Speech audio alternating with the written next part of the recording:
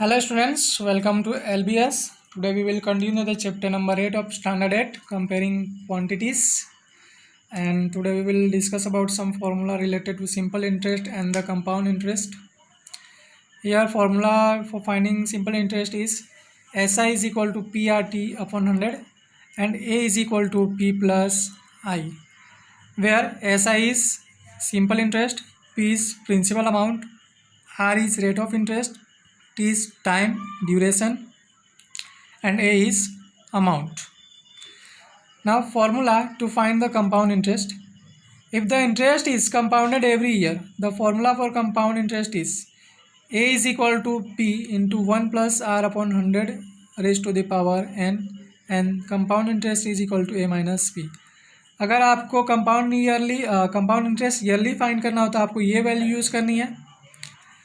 And if the interest is compounded every 6 months, the formula for compound interest is this. अगर आपको कोई भी compound interest 6 month पर या हाफ ईयरली फाइंड करना हो तो आपको ये वैल्यू फाइंड करनी है.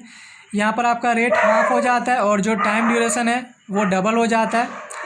A is equal to P into 1 plus R upon 100 into 2 whole raised to the power n into 2 and CI is equal to A minus P, where A is amount, P is principal, R is rate of interest, N is period in years means time होता है, and CI is compound interest. Okay students, now we will start the exercise 8.3. See, calculate the amount and compound interest on 10,800 rupees for 3 years at 12 integer 1/2% per annum compound annually. तो annually हमको find करना है, means first formula हमको apply करना है. तो ये हमारा वैल्यू क्या हो जाएगा, पी हो जाएगा. आर, ये जो परसेंट वाली वैल्यू है वो आर होता है रेट, एंड जो ईयर्स होता है वो हमारा एन होता है. Therefore A is equal to P into 1 plus R upon 100 raised to the power n. We have 10,800 1 plus 25/2 whole divide by 100 whole raised to the power 3. That becomes 10,800 in bracket 1 plus 25 upon 200 raised to the power 3.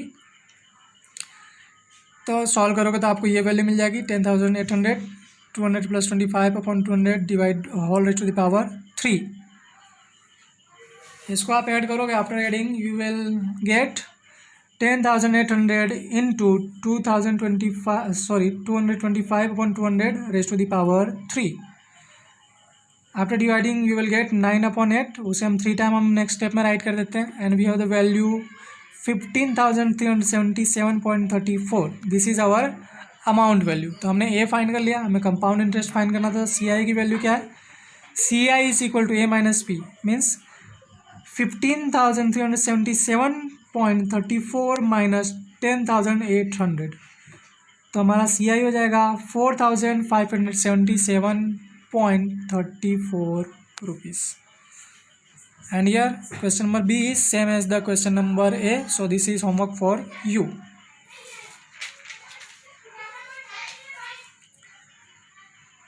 Next question, 62,500 rupees for one integer 1/2 years at 8% per annum compounded half yearly. यहाँ पर देखो half yearly आपको find करना है.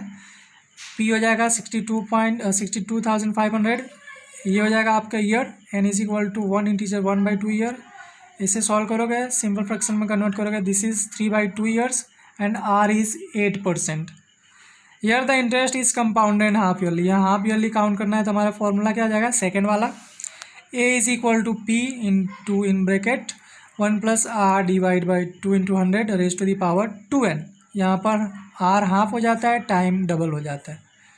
This is 62,500 in bracket 1 plus 8 upon 2 into 100 raised to the power 2 into 3/2. 2 will be cancel here, and यहाँ 2 से 8 cancel हो जाएगा. Therefore we have 62,500 into in bracket 1 plus 4 upon 100 whole raised to the power 3. This is 62,500. यहाँ पर हम multiply कर देते हैं, 100 plus 4 raised to upon 100 raised to the power 3. इसे सॉल्व करोगे आपको वैल्यू क्या मिलेगी, 62,500 into 104 upon 100 raised to the power 3. We will write it 3 times in the next step. See this.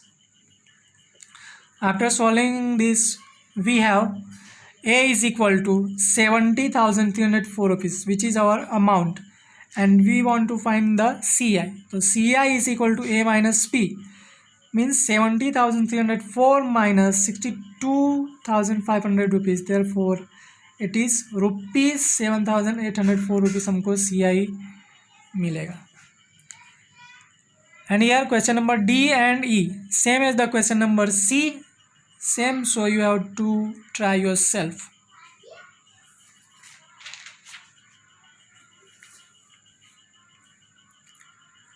Next question number 2. Kamla borrowed 26,400 from a bank to buy a scooter at a rate of 15% per annum compounded yearly. What amount will she pay at the end of 2 years and 4 months to clear the loan? तो कमला एक bank से 26,400 rupees क्या लेती है, एक scooter खरीदने के लिए 50% पर एनम के कंपाउंड इंटरेस्ट पर पैसे उधार लेती है, मीन्स लोन लेती है. And what amount will see पे एट द एंड ऑफ, अगर उससे जो भी अमाउंट 2 ईयर और 4 मंथ के बाद पे करना है वो कितना अमाउंट होगा, ये हमको फाइंड करके बताना है. नाउ यहाँ पर आपको हिंट भी दे रखा है. For a year 2 years with interest is compounded yearly and then find SI on the second year amount for 4/12 years. तो 2 years एंड 4 months दे रखा है. तो फर्स्ट 2 years के लिए हम कंपाउंड वाला फॉर्मूला यूज़ करेंगे और बाकी का जो 4 month है उसके लिए हम सिंपल इंटरेस्ट का फॉर्मूला यूज़ करेंगे. एंड आफ्टर डेट जो भी वैल्यूज़ मिलेगी दोनों को ऐड कर देंगे. See here P is 26,400, R is 15% and is 2 years. तो कंपाउंड हम पहले 2 years के लिए फाइंड करेंगे. A is equal to P into in bracket 1 plus R upon 100 raised to the power n. This is 26,400 in bracket 1 plus 15 upon 100 raised to the power 2. यहाँ पर आप solve multiply करोगे. We have 26,400 in bracket 100 plus 15 upon 100 raised to the power 2. Then we have 26,400 into in bracket 115 upon 100 raised to the power 2. This is the value, and in the next step we will write this term 2 times. हम इसे next value में 2 time right कर देते हैं. And at last we will get A is equal to 34,914 rupees. This is our amount. Now this amount will be principal to the find interest of 4 months. अब ये जो amount की value मिली है, अब जब हम सिंपल इंटरेस्ट फाइंड करेंगे अब उसमें आपको प्रिंसिपल की वैल्यू में वो यूज़ करना है. SI is equal to PRT upon 100. Therefore this is 3,414 into 15 into 4 upon 100 into 12. 4 upon 12 का हमने यहाँ यूज़ कर लिया. This is 1,74,570 upon 100. Therefore we have 1,745.70 rupees. तो हमारा अमाउंट क्या हो जाएगा total 34,914 plus 1,745.70 is equal to 36,659.70 rupees. ये उसको टोटल अमाउंट हो गया. Now Kamala will have to pay 36,659.70 rupees to clear the loan. तो उसे 2 years 4 month के बाद अपना लोन क्लियर करने के लिए इतने पैसे भरने पड़ेंगे. So students, your video is complete here. Thank you for watching. We will meet in the next video. Till then, keep revising.